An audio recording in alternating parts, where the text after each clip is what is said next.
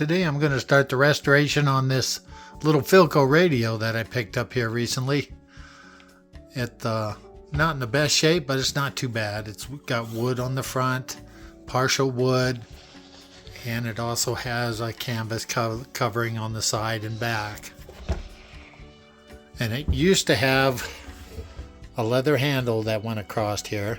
That's missing, and it had a little roll top desk type wood cover that would slide over this top. You can see the grooves in the top here for it, but that's missing, and a little wood is busted out here. The tuner seems to work fine. That moves back and forth. This is recessed in here, the on-off knob and the volume, and it's really off center, so there's something going on here with that knob. So we'll have to take a look at that. But I think the case should clean up nice. Let's take a look inside and see what that looks like. If I can rotate this a little bit. Yeah. Okay, somebody replaced the cord. A 3-wire cord, and they cut the ground off. Connected it.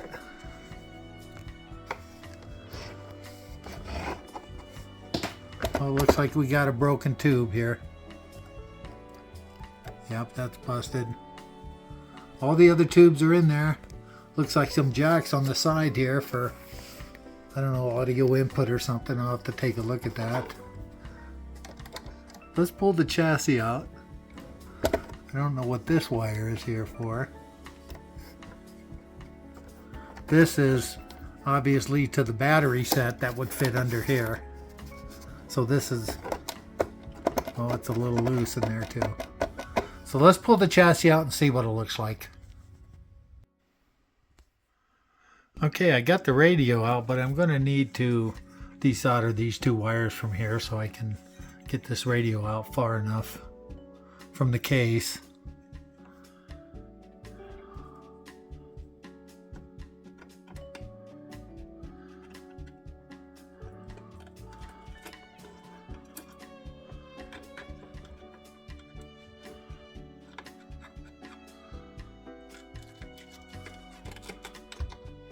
Okay.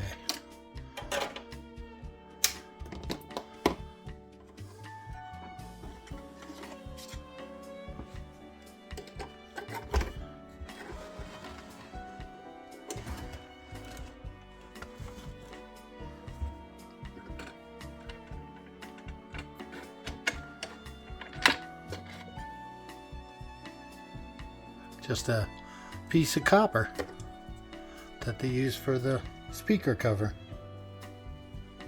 So it looks like this piece of wood, that screw actually went through this piece of wood, and it was all screwed down there with 3 different screws, these 2 and the side one, because this one has a side one in it and the 2 top ones.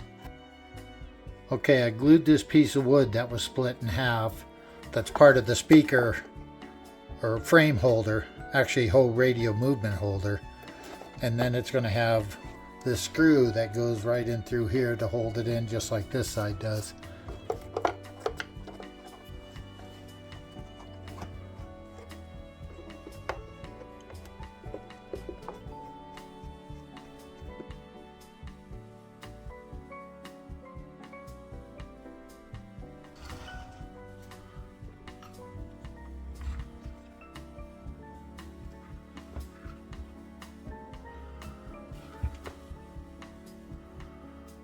Looks like the speaker unplugs right here and here, and these 2 bolts will let the speaker come out of there so we can set it aside and keep it safe.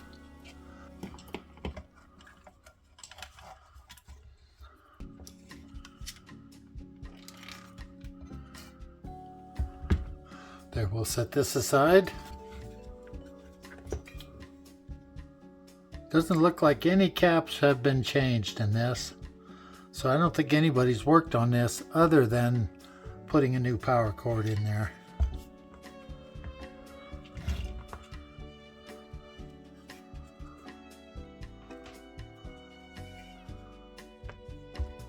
Yeah, these old electrolytic is still tied in. All these wax caps need to be changed. Quite a few of them in here. An old original Philco. They look all old originals. So we'll see what we can do is start changing the caps out. I won't show you that because I've already shown you that before.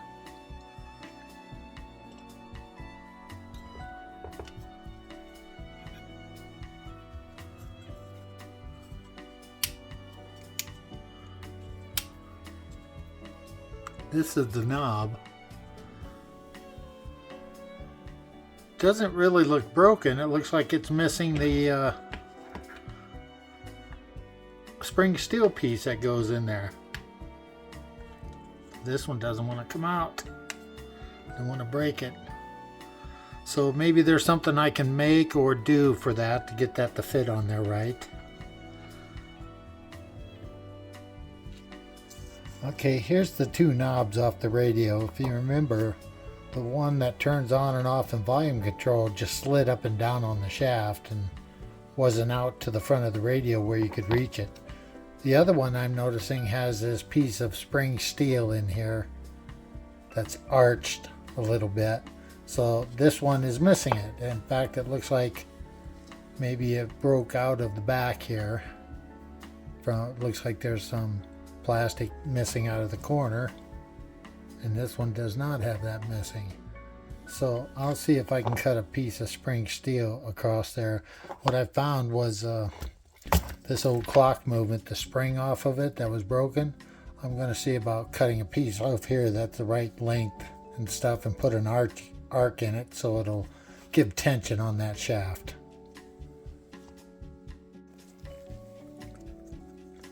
Okay, I got that piece of metal with a little bit of solder on top just to build it up a little, and I got it super glued in there so it won't come off. So let's see how that fits now. Needs just enough tension to keep it there, but you don't want it falling off. Oh, that's perfect. Look at that. Yep, that's perfect. In the meantime, I think I'll go ahead and test these tubes. Obviously, this one is bad since it's broken on the base. And we'll get these rest tested because I need to order this. This is a 117Z3. I don't have any of those in stock. So I'll test the other tubes, see if I need to order any others with that before I get the order placed.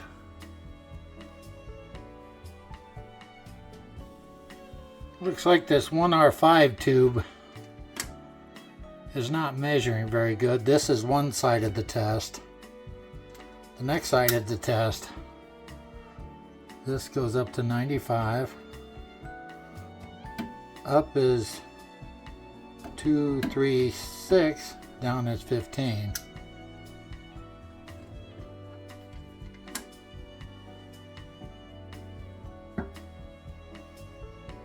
Yeah, see, this tube is borderline. It is not really climbing.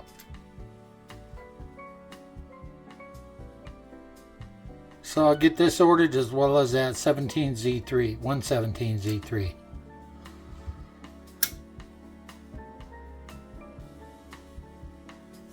Okay, we'll see if we can get this radio cleaned up a little bit here with some alcohol.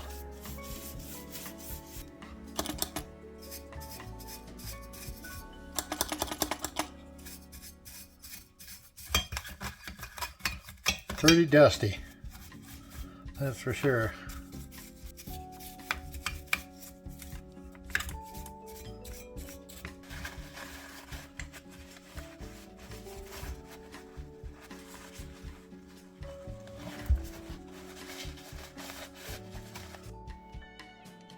Okay, it looks like this electrolytic here has orange at 30 microfarads. It looks like a red at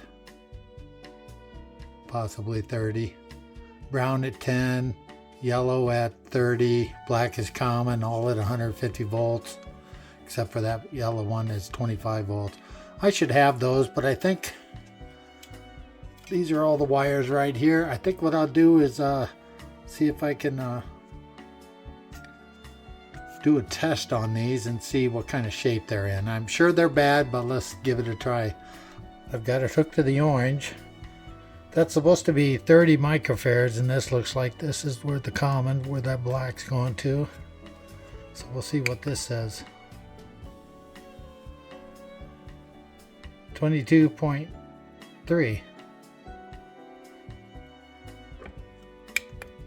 Red's supposed to be a 30 as well. 53. Well, red was a color I couldn't quite tell. That might be a 50, I'm not sure. I'll have to look on the schematic. Yellow. The yellow one coming off of there. It's coming over this way.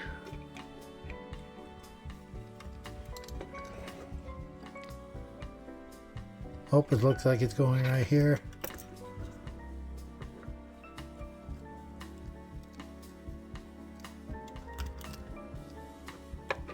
See what yellow says. Yellow's supposed to be 30. And that's 23. It's out a little bit, but not that far. I mean, it should work. I can't tell what the bleed off voltage is here. Let's see what that is. That's supposed to be a 10 microfarad. 22. So that's more than 100% off. Yep, so we need to get that electrolytic changed. So I'll start with that. This is not the best schematic, especially in the power supply section. That's my rectifier tube. These are the 3 electrolytics, 4 electrolytics actually in that can. So there's 1, 2, 3 30 microfarad. So that red one is a 30. There's 110, which would be the brown color. So orange, red, and yellow are all 30 microfarads at 150 volts. So that's what I'll replace them with. Okay, I'm going to start cleaning up the case. I'm going to take these 2 top handle pieces off. They're just attached inside with these screws. So I'll pull the handle off next. These look like copper. We'll clean those up with Brasso. They do look like copper. They turned out nice. Cleaned them with Brasso and then hit them on the Buffy wheel for a few seconds. Cleaned up nice. I'm trying to clean up these inside of this grill here a little bit with some alcohol. Start cleaning up the case.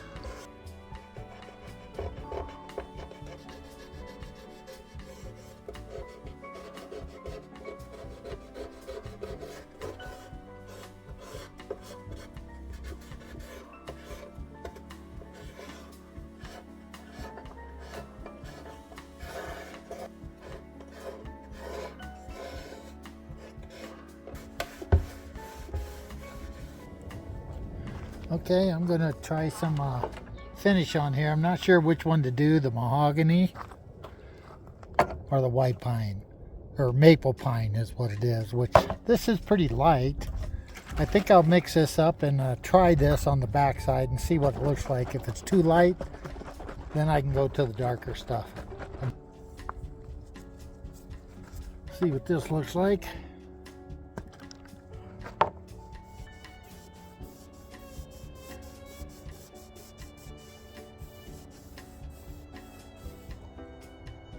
This actually looks like a pretty good color.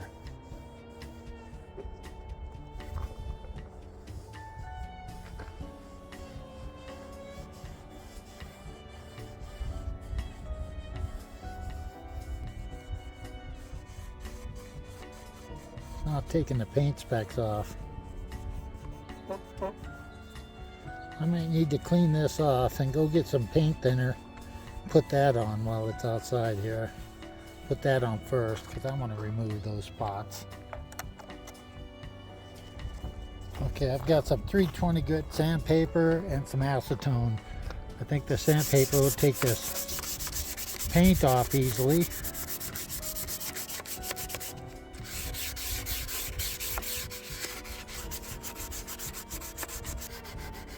After World War II, Philco got into making a lot more consumer radios and not so much for the military. And in 1946, they came out with a lot of different models. This model is a 46-350 wood case. It became a major seller for Philco, and it originally sold for $46. They made 220,500 of these, and they're very easy to find today. They were popular for rural America because they ran on both 115 AC and battery.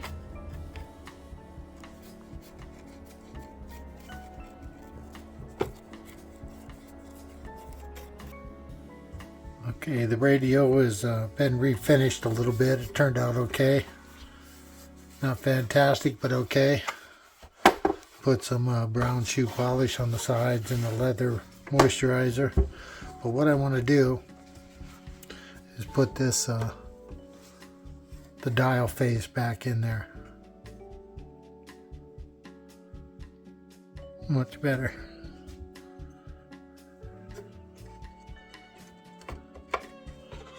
Fits in there like that. Come on, get up there. And these little brads or little springs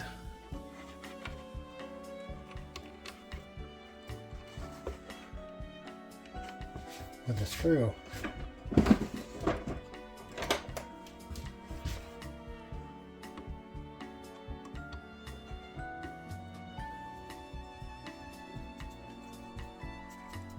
There, I got it.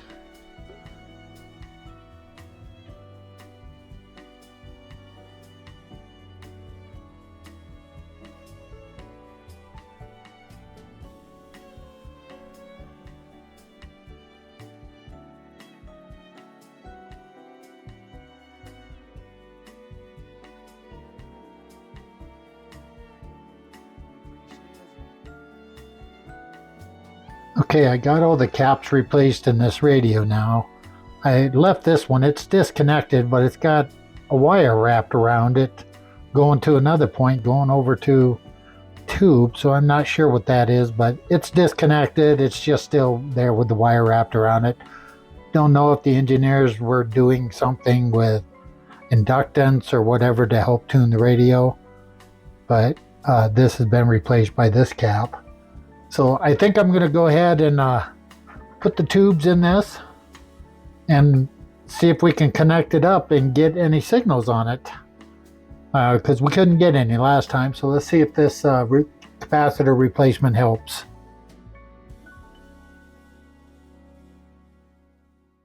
Okay, I'm ready to test fire this up. I even replaced this cap on top too that I missed earlier. So I think we'll get started here and see what it looks like. Hopefully it'll work this time. 66 volts it shows here.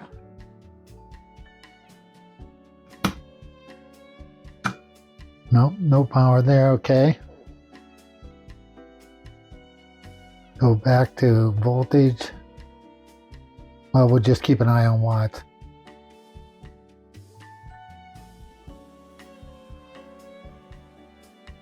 We're about 80 volts, drawing nothing. 0 amps. For some reason, this thing is not getting power. I'm not sure why. 90 volts. We should be drawing something. Yeah, this is kind of puzzling. That disconnects it.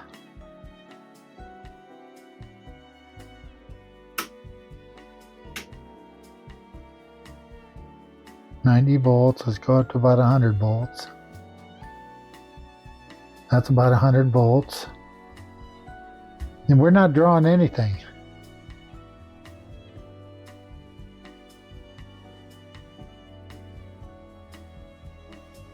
It says watts 0.1.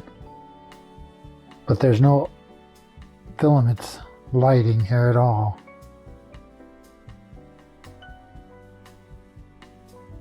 120. Still says 0.1 watt.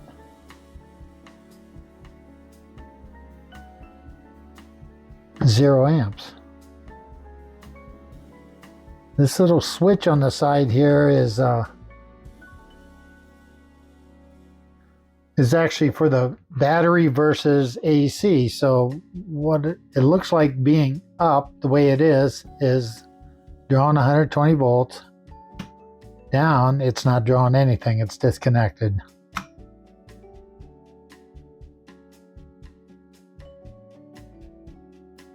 And I have to take a look at the schematic a little closer for this because something's not quite right.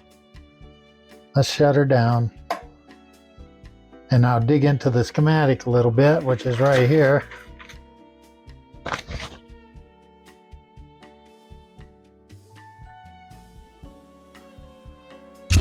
I'm going to have to, I think I'm just going to have to follow the AC through. See where it goes through this switch and make sure the AC is going on to where it's supposed to be. AC comes to here. Looks like it would switch to there and go on through to the electrolytic capacitors and on through the filaments, but I'm not getting anything, so I'll do a little troubleshooting to that and see what I can find.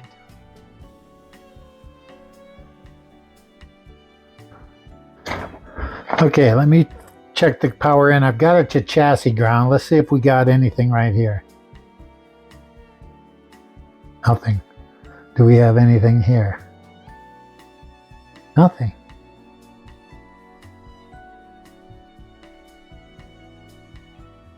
Three volts. 60 hertz. Now, do we have anything here? Nothing there. Do we have anything here? 3 volts. What the heck?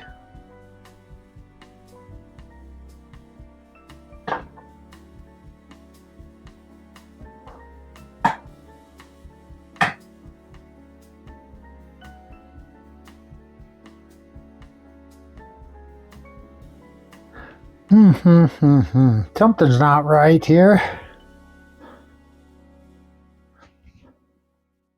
Let's connect to this AC power cord that's on here.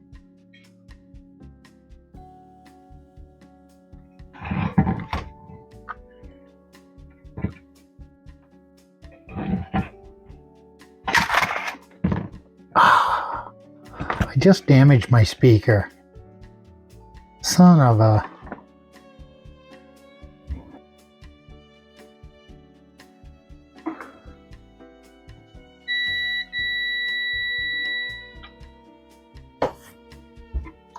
So yeah, that's there. I don't know why we're not getting power here, but I think I'm going to disconnect this speaker and use jumpers so I can get the speaker away from here,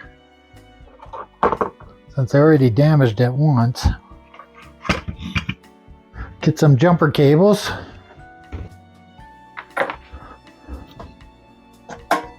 Let's bypass this dim bulb. Let's plug directly into the isolation transformer.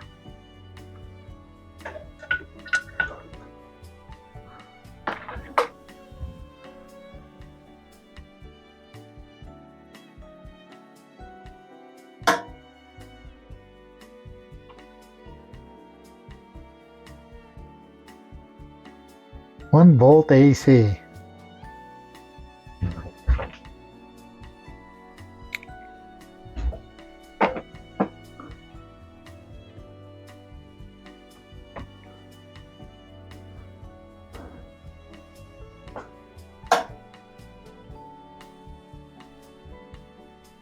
There I have 68 volts.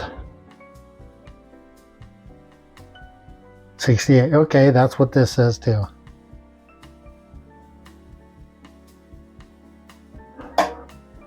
So, this goes here, the isolation's in there. And this is here, let's see what we have. Yeah, that's everything's working right. Okay, why isn't that on?